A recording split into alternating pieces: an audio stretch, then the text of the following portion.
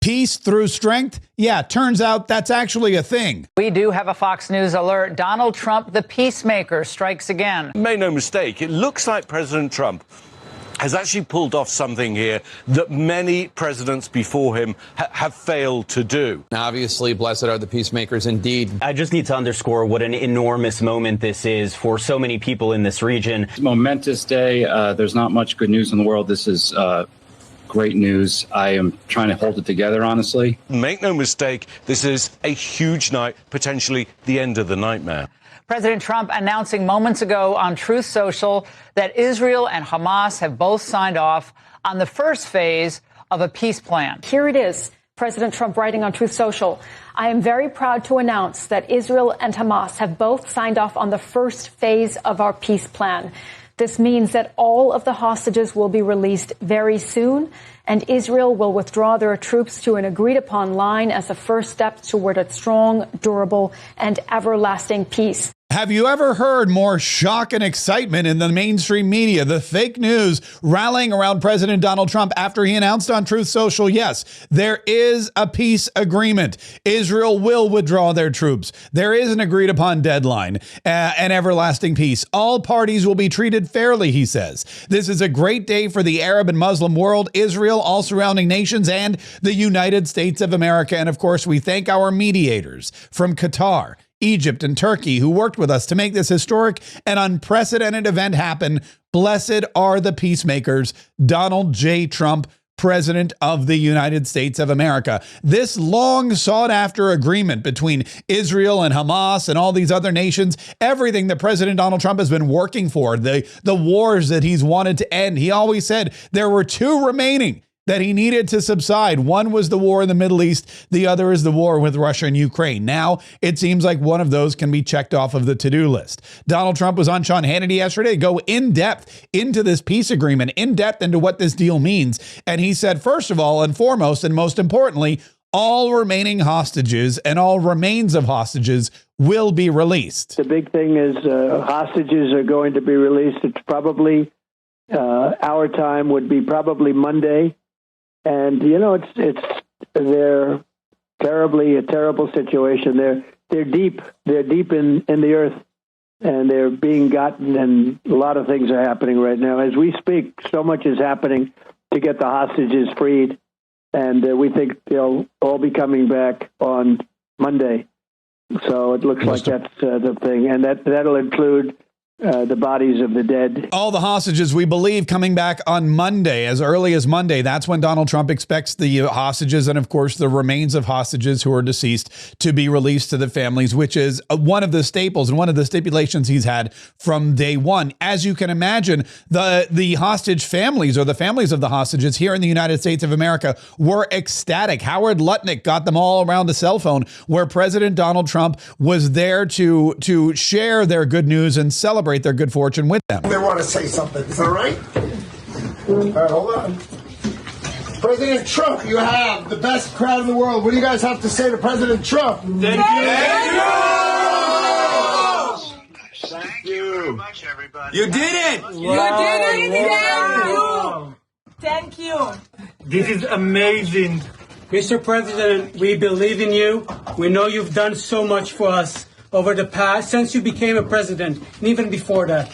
And we trust you fulfill the mission until every hostage, every 48 of the hostages are home. Thank you so much. Blessed be the peacemakers. God bless you, Mr. President. God bless America. Blessed be the peacemakers is the message indeed. And a lot of folks around the world, all in communion, are saying, you know what? There's no way that you can underestimate or criticize this deal and what President Trump has been able to do, because he's been able to do something that every president before him has failed at since Israel became a state and started getting attacked by its neighbors from the north and the south and also the east, and probably, let's face it, somewhere on the west. But Donald Trump on Sean Hannity said, look, it's a great day for Israel. It's a great day for Hamas. It's a great day for everybody in the Arab world. And it's a great day for us in this White House here in the United States of America. But it wasn't just us. There were a lot of people who aided and abetted this situation. It's a great honor to be involved in it. We had some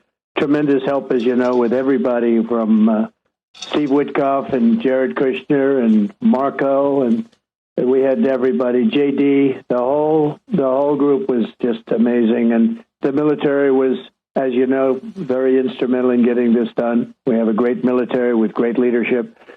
The whole world came together, to be honest.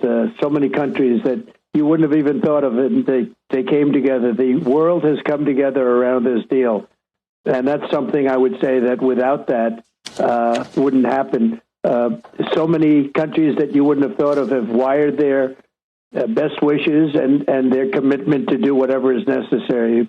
The countries surrounding have all signed. I mean, they're all signed up, and it's been really an amazing period of time, and so great for Israel, so great for Muslims, for the Arab countries, and so great for this country, for the United States of America, and that we could be involved in, making a deal like this happen, because it was, many years they talked about peace in the Middle East. This is more than Gaza. This is peace in the Middle East, and it's an incredible thing. And it really is incredible when you think about it. When you think about the Arab nations in the Middle East all jumping on board, Egypt and Qatar and United Arab Emirates, Saudi Arabia, everybody that Donald Trump has been able to make these amazing relationships with through trade, through whatever other aspect he's been using. And part of the deal, when he got criticized when he went to the United Arab Emirates and Abu Dhabi and Qatar, and he made trade deals. And people said, you're making trade deals with murderous thugs. But at the end of the day, President Donald Trump was building relationships and coalitions,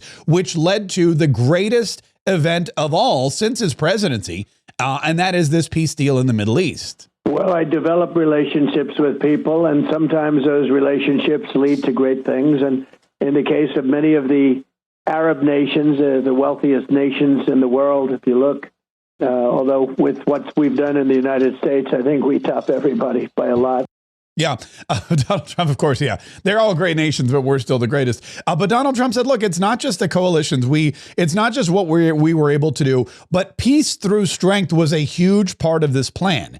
And the reason why the Secretary of Defense is now the Secretary of War, the reason why the Department of Defense is now the Department of War, the reason why they called all of these military leaders from all over the world back to Quantico, Virginia, to say we are now rededicating ourselves to lethality, to making sure that we have the strongest, most physically fit, most mentally intact fighting force. We want to make sure that DEI and woke crap is gone, and we want to focus on fighting and winning wars quickly and with as few casualties as possible. The reason he did that was because it's a key proponent in keeping the peace. And what happened in Iran, the 20-minute midnight hammer operation that destroyed their nuclear capabilities, knocked them back decades as far as obtaining a nuclear arsenal, that was a key contingent to what was going on in Israel with Hamas. Well, Iran was about 1 month, maybe 2 months away from having a nuclear weapon.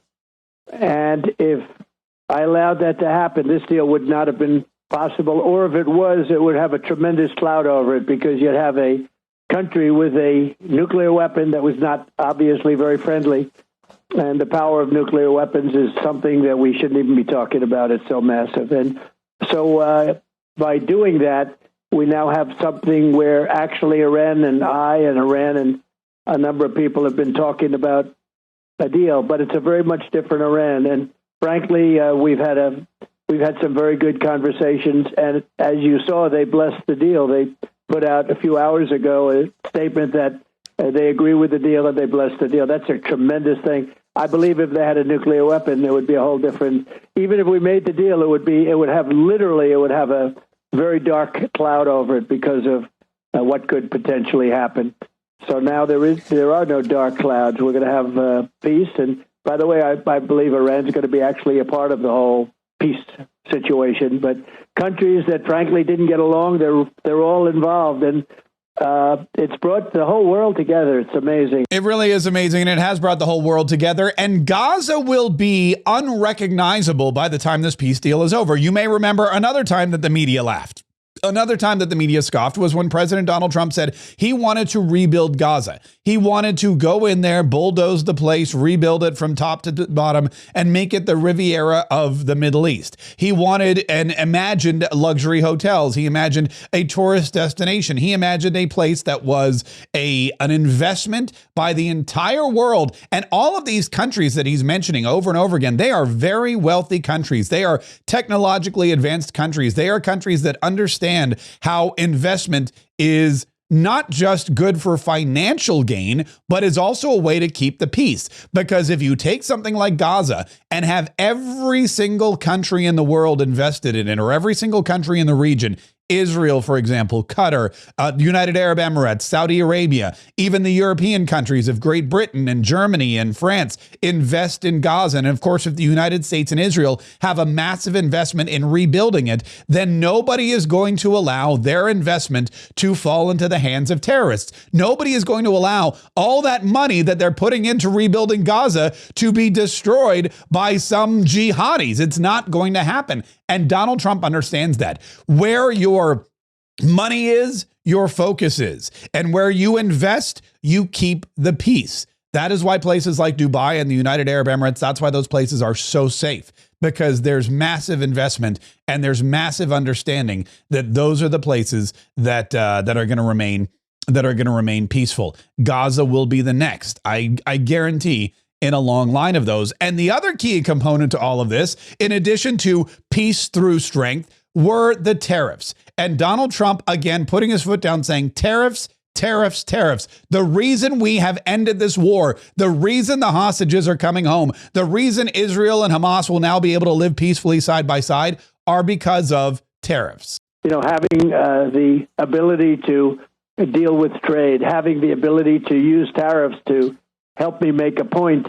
The tariffs have brought peace to the world. I'm telling you, they brought peace to the world. And not only here, but with so many other deals. You know, I've made 7 peace deals where countries were, in many cases, 30, 31 years, 135, 137 years. They've been fighting and millions of people being killed. And I brought peace.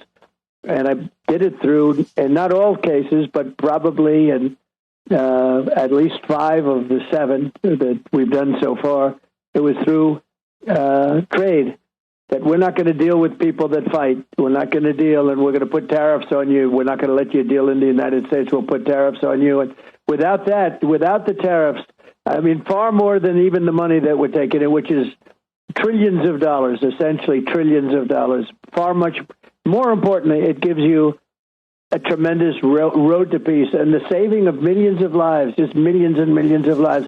Yeah, and that is something that President Donald Trump has made a part of his entire presidency, not just the first time around, but the second time around, and that is now be on display for everyone. Now, the irony or the contrast to that is, while Donald Trump is getting peace agreements done in the Middle East, while he's able to work with these foreign leaders who have hated each other for centuries, while Donald Trump is able to bring together these coalitions of leaders from Arab nations and Israel and Jews and Muslims, while he's doing all of that overseas, there are Democrats in the United States of America who continue to side with terrorists, domestic terrorists. There are Democrats in leadership positions in Illinois and Chicago who continue to fight President Donald Trump domestically on bringing peace to the United States. And the evidence of the peace deals he's made around the globe should you would think, make them realize Donald Trump's just looking for peace here at home. But that's not the case. And they are doing everything they possibly can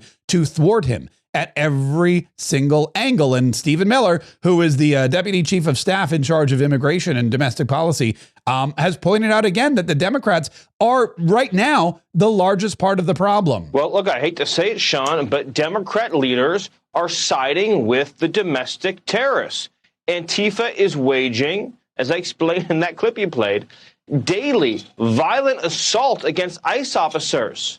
They are attempting to physically prevent ICE officers from doing their jobs, using every means imaginable, including, of course, as we saw just a few weeks ago, attempted murder. And then we saw a few days ago another attempted murder through a vehicle ramming attack. It is unceasing. Day after day, night after night, Antifa terrorists, as was explained to the event in the White House today, are trying to kill ICE officers, attack ICE officers, threaten their families, dox them, and do everything in their power to try to prevent Immigration and Customs Enforcement from getting violent criminal aliens out of this country. Now, look at what happened by contrast in Washington, D.C. When President Trump's program was put in place, when local leadership embraced the Trump plan, the Trump program, what happened, Sean? It's never been more peaceful. People have never felt more free. As President Trump said on your show tonight, they're going out to restaurants, they're going to monuments, they're taking lovely strolls in the evening with their loved ones. The only people who have lost are the criminals, the gangbangers, the drug dealers, the criminally illegal aliens. The Trump plan has brought historic safety to one of the most violent cities on earth, Washington, D.C. That's what President Trump wants for Chicago. That's what he wants for Portland. That's what he wants for Los Angeles. And yet Democrats are on the side every night of the gangbangers, the predators, and now even the domestic terrorists. Gangbangers, predators, and domestic terrorists. That's Chicago. That's Portland. That's what Donald Trump's trying to weed out. He's done it in Washington, D.C. He's done it in Gaza. He can do it in Chicago, but he's getting friction from the leaders there who are elected. Hopefully not for long. We'll have more on that coming up, more on this historic peace agreement, too, and more on whatever news pops up between now and then on our second daily podcast. Mark Kaye Saves the Republic. Every day at 1 p.m., we go live. We go live on all of our streaming platforms to let you know what the latest is. And if you prefer, you can listen at your leisure. Just go to you know what? The best thing to do, go to markkaye.com, markkaye.com. Click the big red button that says, I want the podcast. Find your favorite podcast distribution point, download, subscribe, listen, and enjoy.